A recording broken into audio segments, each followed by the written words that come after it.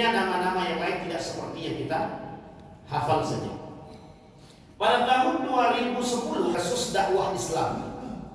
Di situ saya baca salah satu programnya itu adalah pendanggalan keislaman itu melalui perubahan ayat-ayat di dalam Al-Quran. Pelajari bahasa Arab dan lain sebagainya, terkhusus bahasa Inggris. Dan uniknya lagi mereka mempelajari Al-Quran dan menghafal Al-Quran. Saya pernah katakan di sini Bapak Ibu, saya pernah masuk ke salah satu, tidak masuk ke dalam perpustakaan itu, saya berhadapan dengan seorang biarawati. Di tangan kanannya itu buku, di tangan kirinya Al-Quran. Judul bukunya bagaimana membumi hanguskan Al-Quran. Artinya adalah lawan kita terhadap orang-orang seperti itu serius.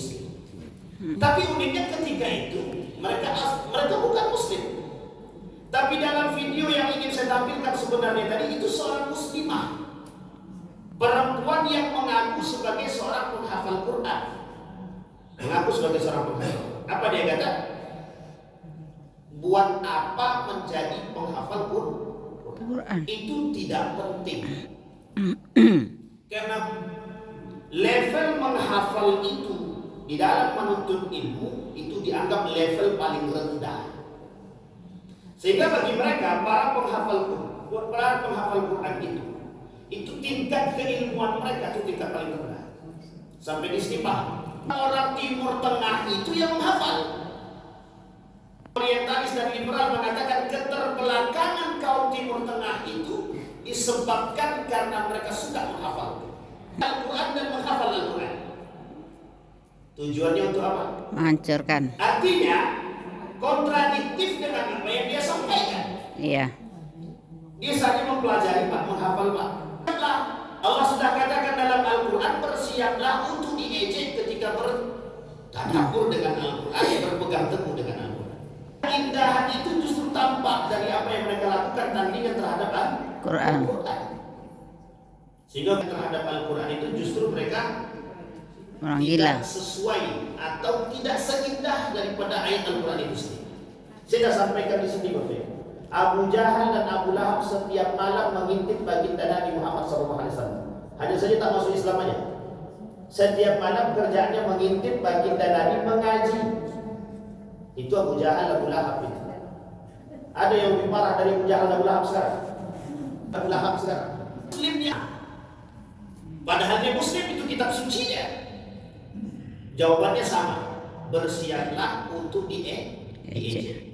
Ketika acara Quranic Song itu mereka mengaji dengan langgam Jawa, diiringi dengan biola. Ya, yang harus mereka rusak dari umat Muslim itu adalah Al-Quran. Mengapa mereka takut dengan orang-orang para penghafal Quran? Karena ketika Al-Quran ini mereka rubah, mereka tak mampu merubahnya. Bukan di antara para umat-umat kami yang beriman kepada Allah, para penghafal Al-Quran yang menjaga Al-Quran itu sendiri. Apakah Allah akan menjaga keaslian Al-Quran itu? Iya. Apakah Al-Quran ini menjadi tulisan kelak di akhir zaman? Itu baru jawaban yang tepat dalam hadis Nabi. Tinggal kitabnya saja. Kenapa orang tak mau berbondong-bondong mempelajari Al-Quran lagi? Karena dunia kan salah satu contohnya adalah ketika kita melihat tadi perempuan yang menganggap diri dia penghafal Quran, tapi justru dia berpaling daripada Al-Quran itu sendiri. Yang kedua, resiko yang akan dihadapi orang yang berpegang teguh dengan Al-Quran, persiapkanlah diri Anda untuk menjawab segala macam bentuk pendiskreditan ajaran Islam. Pendiskreditan Al-Quran dan agama sangat masif mereka lakukan untuk membuat masyarakat jauh daripada Al-Quran. Sampai Al-Quran sebagai perumpamaan, dia kata Allah, wa qalu asatirul awwalin. Bahasa Al-Quran ini dianggap sebagai dongeng belaka. Sampai kiamat itu tetap akan ada. Bahkan di akhir zaman itu yang berpegang teguh dengan Al-Quran itu sangat sedikit. Itu yang berpegang teguh dengan Al-Quran, mereka mengikuti agama mereka. Sampai membuat umat Muslim murtad dan masuk ke agama mereka. Untuk terus hidup bersama di bawah bimbingan Al-Quran, musuh-musuh Al-Quran akan menghalangi manusia untuk mendengarkan dan menyibukkan mereka dengan hal-hal yang lain selain Al-Quran. Saya kasih ilustrasi mendengarkan Al-Quran itu bagi orang-orang tidak beriman tidak senikmat mendengarkan musik. Sehingga para ulama termasuk video orang yang menyanyikan atau mengaji dengan langgam Jawa yang diiringi dengan musik biola. Jokowi. Menghafal Al-Quran apa istimewanya? Poin pertama yang mereka katakan adalah bahwa hadis yang mengatakan tentang orang-orang yang menghafal Al-Quran kelak di hari kiamat akan membakaikan jubah kebanggaan kepada orang tuanya, kehormatan. Apa kata mereka? Hadis ini palsu, paling kental dengan hadis-hadis sahih. Apa kata mereka? Terkhusus ulama-ulama yang mengatakan, yang berpegang teguh pada hadis sahih. Yaji'ul Qur'an yawmal qiyamah fayaqul ya Rab hadlihi fayalbas tajal karamah thumma yaqul ya Rab zibhu fayalbas hinnatal karamah thumma yaqul ya Rab irda anhu fayaqulu lahu iqra wartaqi wa tazadu bi kulli ayatin hasan. Apa kemudian? Hadis ini oleh ulama, para ulama yang kental dengan hadis sahih mengatakan bahwa hadis ini mereka katakan hasan. Itu hadis ini sangat cukup kuat untuk mengatakan bagi orang-orang yang menghafal Al-Quran berhak memakaikan jubah karamah kepada kedua orang tuanya. Dusta yang mereka lakukan melalui lisan mereka untuk menjatuhkan para penghafal Quran dengan mengatakan hadis karamah tadi adalah hadisnya palsu. Ilmiah tentang para penghafal Al-Quran. Saya ambil Bapak Ibu, seorang ilmuwan dari Mesir, dokter dari Mesir, dokter muslim dari Mesir, mengatakan begini, bayi atau janin yang masih berada di dalam rahim ibunya ketika didengarkan ayat Al-Quran itu bergerak dengan kencang. Ustaz Adi Hidayat membuktikan secara langsung kepada anaknya. Dan kita ambil merujuk kepada sejarah. Betul tak? Tidak ada satupun ilmuwan muslim secara garis besar yang tidak hafal Al-Quran. Tadi menghafal Al-Quran. Terbantahkan poin ketiga sampai mereka mengatakan level menghafal itu adalah level paling bawah. Para penghafal Al-Quran. Bayangkan dengan hafalan dia, orang tersebut kata para ulama, mayoritas jumhur ulama berdosa. Jadi orang yang sudah hafal Quran kemudian melupakan hafalan dia berdosa. Itu sebenarnya mereka tak sadar, mereka dianggap sebagai bahan marketing. Kita lihat sekarang Bapak. Betul tak perkataan dia? Kita perlu juga untuk meninjau dari sisi yang lain. Betul tak para penghafal Quran itu dianggap marketing?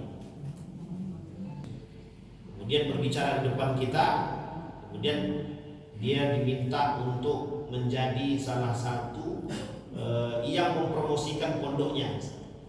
Kira-kira orang tertarik kan? Oh, anak itu pintar tuh, hafal Quran bagus. Kira-kira tertarik tak orang? Tarik.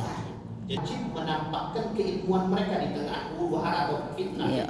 Iya. Dia wajib. Mereka lakukan yang mereka tertawakan dari para penghafal Al-Quran itu sebenarnya menyakitkan hati kita. Kita tak perlu sakit. Begitulah hidayah. Tapi ada poin penting yang lebih banyak hari ini menghafal Al-Quran ketimbang bertadabbur dengan ayat Al-Quran. Jauhnya kita dari bertadabbur dengan ayat Al-Quran. Pesantren tahfidz Al-Quran. Ada benarnya perkataan kita. Sedikit yang bertadabbur dengan ayat Al-Quran. Yang bertadabbur dengan Al-Quran itu ketika yang sudah dimatikan atau ditutup. Innal munafiqi ummati qurra. Para penghafal Al-Quran tapi mohon maaf mereka munafik. Mempelajari ilmu agama dan Al-Quran, memperjualbelikan ilmu mereka. Imam Al-Ghazali yang kelak banyak tertipu di dunia itu kata Imam Al-Ulama yang mengerti agama, yang mengerti Al-Quran. Di dalam riwayat yang lain, dalam hadis yang lain Nabi bilang begini, "Fima ta'allamtal ilma wa qara'tal Qur'ana." Dijawab sama mereka, "Ta'allamtul ilma fika wa qara'tul Qur'ana fik." Kemudian Allah kata, "Kadzabta wa taqulul malaika kadzabta." Sampai Allah bilang begini dalam hadisnya, ente dusta. Malaikat juga bilang ente dusta. Ta'allamtal ilma liyuqalu aliman wa qara'tal Qur'ana liyuqalu qari'an. Ente belajar ilmu biar dipanggil orang alim. ente belajar Al-Quran biar bisa menjadi seorang qari. Sampai di sini Pak bertadabbur dengan ayat. Kita ambil contoh. Kalau kita memahami ayat-ayat tentang kebersihan, maka kita tidak akan mungkin membuang sampah sembarangan. Tidak mungkin. Aisyah ditanya oleh sahabat, bagaimana akhlaknya Nabi, akhlak Al-Quran? Itu yang diinginkan. Maka ada bahasa para penghafal Quran itu, dia itu hafal Quran mungkin secara lisan dan mungkin secara sifat. Artinya apa? Akhlaknya baik sesuai dengan hafalan dia. Ya ada orang menghafal Quran, akhlaknya tak seperti para penghafal Quran. Baik mereka dalam mendangkalkan dan menjauhkan kita daripada Al-Quran sebagai jalan kehidupan sangat Allah tunjukkan. Artinya apa? Tidak dari tangannya kaum kafir, tapi justru datang dari tangannya umat muslim itu. Baik. Nah sekarang Bapak Ibu sekalian yang berbahagia, bagaimana cara kita menangkal sekulerisme, liberalisme dari program-program mereka yang tadi? Yang pertama, kata para ulama, kita sampaikan yang pertama, memahami tentang konsep wahyu atau nas Al-Quran itu sendiri. Dan kita sama sekali tak kembali kepada Al-Quran. Menjauhkan, menghilangkan materi-materi agama. Al-Quran sebagai buku pedoman syariat. Nah ini yang ingin dijauhkan oleh mereka. Makanya kenapa banyak orang masih tetap melakukan riba sementara Al-Quran sudah berbicara. Yang main riba aku perangi kata Allah. Tapi masih banyak orang yang main riba. Al-Quran sebagai manual guide bagi hidup manusia. Artinya apa? Hari ini jalan terbaik bagi kita adalah kembali kepada Allah. Nanti ada orang-orang yang terpengaruh dengan video tersebut. Apa maksudnya terpengaruh? Orang-orang yang tadinya sudah menyekolahkan anaknya di sekolah tahfidzul Quran, mereka tarik anaknya. Kenapa mereka menarik anaknya? Oh iya, buat apa jadi menghafal Quran nanti susah cari kerjaan. Karena makanya kenapa Bakhtiar Nasir, Kiai Haji Bakhtiar Nasir sangat kental mengajak orang untuk kembali kepada Al-Quran dan bertadabbur kepada Al-Quran. Tujuannya adalah akan lahir di antara kita generasi-generasi yang cinta dengan Al-Quran, bukan hanya sekedar cinta saja, tapi mereka betul-betul bertadabbur dengan Al-Quran dan hidup mereka seperti Al-Quran. Itu yang kita inginkan. Karena kata Nabi, salah satu fitnah terbesar di akhir zaman kelak, kata Nabi, bukan hanya orang kafir Quraisy saja, bukan hanya orang Yahudi dan Nasrani saja, tapi orang Islam itu sendiri. Ada orang yang hafal Quran lebih hafal daripada kita. Ada orang yang sholatnya lebih baik daripada kita. Ada orang yang ibadahnya lebih kencang daripada kita. Tapi apa yang terjadi? Mereka keluar seperti anak panah yang keluar daripada musuh. Kenapa dikatakan demikian? Karena mereka tak menjalankan nilai-nilai yang terkandung di dalam Al-Quran. Maka salah satu program yang dilakukan oleh kaum orientalis, kalau tidak bisa merubah akidah kita, paling tidak kita jauh dulu dari nilai-nilai agama. Itu yang mereka lakukan. Maka Bapak Ibu sekalian yang berbahagia, dari apa yang kita sampaikan di semua ini, paling tidak bisa menjadi cambuk bagi kita dan memaksa anak kita untuk kembali kepada Al-Quran. Paling tidak. Pun kalau kita tak mengerti secara utuh tentang Al-Quran, hadirkan guru-guru yang mengerti tentang Al-Quran kepada anak-anak kita yang menyediakan tempat bagi mereka. Karena kalau kita yang tak perhatian, jangan salah, pengaruh lingkungan jauh lebih besar daripada pengaruh kedua orang tua. Lebih banyak mereka di rumah atau di luar? Luar. Itu yang harus kita pikirkan di sini. Ada pertanyaan Bapak Ibu? Kami memahami ayat-ayat Al-Quran. Amin. A'udzu billahi minasyaitonir rajim. Bismillahirrahmanirrahim. Alhamdulillahirabbil alamin. Hamdas syakirina hamdan na'imin. Amin. Wa fi ni'amahu wa yukafi'u mazidah. Amin. Ya Rabbana lakal hamdu kama yanbaghi li jalali wajhikal karim wa 'azimi sultanik. Allahumma shalli 'ala Muhammad wa 'ala ali Muhammad fil alamin innaka Hamidum Majid. Ya Hayyun ya Qayyum ya Fattah ya Alim ya Aziz ya Ghaffar ya Rabbal Alamin. Allahumma faqihna fid din wa 'allimna at-ta'wil. Allahumma ighfir lana dhunubana wa kaffir 'anna sayyi'atina wa tawaffana ma'al abrar. Allahumma ij'al al-Qur'an al-'azim rabi'a qulubina wa nura sudurina wa jilaa'a ahzanina wa dhihaba humumina wa humumina. Allahumma ij'al al-Qur'ana hujjatan lana wa la hujjatan 'alaina. Allahumma ij'al ahlana min ahli al-Qur'an واجعل أهلتنا من أهل القرآن الذين نحن خاصتك وأهلك يا أرحم الراحمين. اللهم اجعل تجمعنا تجمعا مرحوما واجعل تفرقنا من بعده تفرقا معصوما. اللهم ارزقنا إماما عادلا، اللهم ارزقنا إماما عادلا، اللهم ارزقنا إماما عادلا. اللهم انصر إخواننا المجاهدين في فلسطين وفي غزة وفي كل مكان، اللهم دمر اليهود، اللهم أهلك الكفرة والمبتدعة والمشركين أعداءك أعداء الدين. ربنا آتنا في الدنيا حسنة وفي الآخرة حسنة وقنا عذاب النار. والحمد لله رب العالمين. السلام عليكم ورحمة الله وبركاته.